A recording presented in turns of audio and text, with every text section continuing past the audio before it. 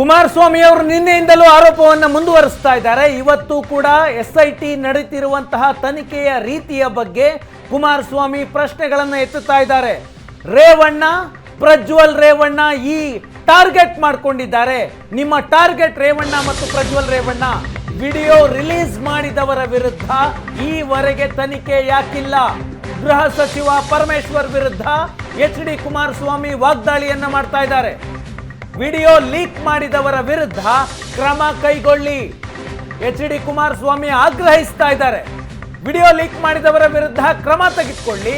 ಕಾರ್ತಿಕ್ ತನ್ನ train up ಮಾಡ್ತಾ ಇದ್ದಾರೆ. ಮಿಸ್ಟರ್ ಪರಮೇಶ್ವರ್ ಏನ್ ಮಾಡ್ತಾ ಇದ್ದೀರಾ? ಪರಮೇಶ್ವರ್ ಅವರು ಏನ್ ಮಾಡ್ತಾ ಇದ್ದಾರೆ ಅಂತ HD ಕುಮಾರಸ್ವಾಮಿ ಪ್ರಶ್ನಿಸ್ತಾ ಇದ್ದಾರೆ. ನಾನು ಗಲಭೆಗೆ ಪ್ರಚೋದನೆ ಮಾಡೋದನ್ನಲ್ಲ, ನುಗ್ಗಿಸಿ ಹೊಡೆಸುವ ಕೆಲಸ ಮಾಡಲ್ಲ.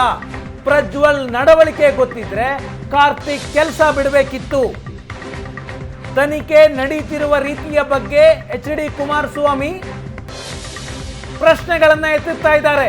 ವಿಡಿಯೋ ವೈರಲ್ ಮಾಡಿದವರ ವಿರುದ್ಧ ಈವರೆಗೂ ಒಂದು ಕೇಸ್ ದಾಖಲಾಗಿಲ್ಲ. ಕಾರ್ತಿಕ್, ನವೀನ್ ಗೌಡ, ಶ್ರೇಯಸ್ ಪಟೇಲ್ ಇವರ್ ಯಾರಿಗೂ ಒಂದು ನೋಟಿಸ್ ಅನ್ನ SIT ಕೊಟ್ಟಿಲ್ಲ. ಪ್ರಜ್ವಲ್ ನಡವಳಿಕೆ ಗೊತ್ತಿದ್ರೆ ಕಾರ್ತಿಕ್ ಕೆಲಸ ಬಿಡಬೇಕಾಗಿತ್ತು. ಈಗ ಬಂದು ಆರೋಪ ಮಾಡಬಾರ್ದು ಅಂತ ಕುಮಾರಸ್ವಾಮಿ ಮಾತನಾಡ್ತಾ ಇದ್ದಾರೆ. ರೇವಣ್ಣ, ಪ್ರಜ್ವಲ್ ರೇವಣ್ಣನನ್ನ ಟಾರ್ಗೆಟ್ ಮಾಡಿಕೊಂಡು SIT ಯನ್ನ ಬಳಸಿಕೊಳ್ಳಲಾಗ್ತಿದೆ. ಏನ್ ಮಾಡ್ತಿದ್ದೀರಾ ಪರಮೇಶ್ವರ್ ಅಂತ HD ಕುಮಾರಸ್ವಾಮಿ ಪ್ರಶ್ನೆ ಮಾಡ್ತಾ ಇದ್ದಾರೆ.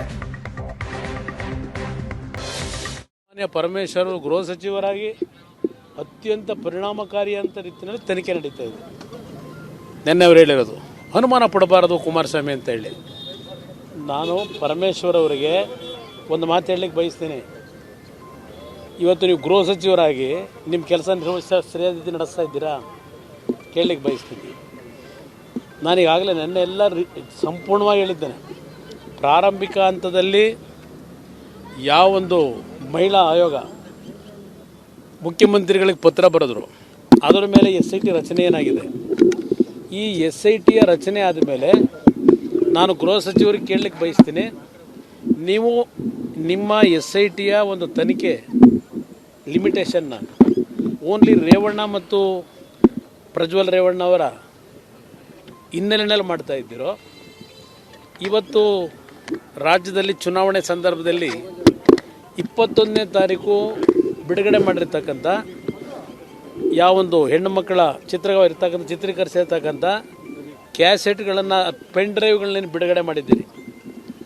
25,000ಕ್ಕೂ ಹೆಚ್ಚಿನ ಪೆನ್ ಡ್ರೈವ್ಗಳು ಬಿಡುಗಡೆ ಆಗಿರ್ತಕ್ಕಂಥದ್ದು ಒಂದು ಭಾಗ. ನಮ್ಮ ಯಾರು ಮಹಿಳಾ ಆಯೋಗ ಯಾರು ಇದಕ್ಕೆ ಕಾರಣಕರ್ತರಿದ್ದಾರೆ, ಈ ಒಂದು ಪೆನ್ ಡ್ರೈವ್ನ ಬಿಡುಗಡೆ ಮಾಡಿರ್ತಕ್ಕಂಥವ್ರು, ಅದರ ಬಗ್ಗೆನೂ ತನಿಖೆ ಆಗಬೇಕು ಅಂತ ಹೇಳಿದ್ದಾರಲ್ಲಿ. ಮಿಸ್ಟರ್ ಪರಮೇಶ್ವರ್ ಹೋಮ್ ಮಿನಿಸ್ಟರ್, ನಿಮ್ಮನ್ನು ಕೇಳಲಿಕ್ಕೆ ಬಯಸ್ತೀನಿ, what is your SIT roll?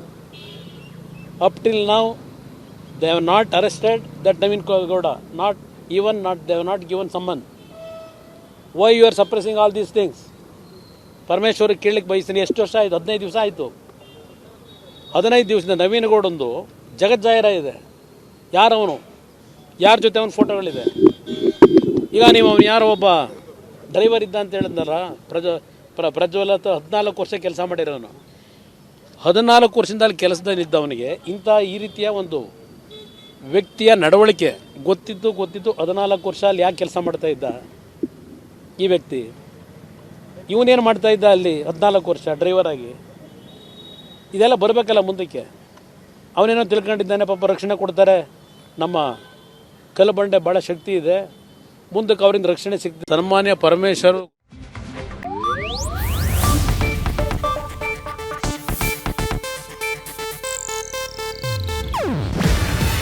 ಇದು ಏಷ್ಯಾನೆಟ್ ನ್ಯೂಸ್ ನೆಟ್ವರ್ಕ್ ಪ್ರಸ್ತುತಿ. ನೀವು ನೋಡ್ತಿದ್ದೀರಾ ಏಷ್ಯಾನೆಟ್ ಸುವರ್ಣ ನ್ಯೂಸ್.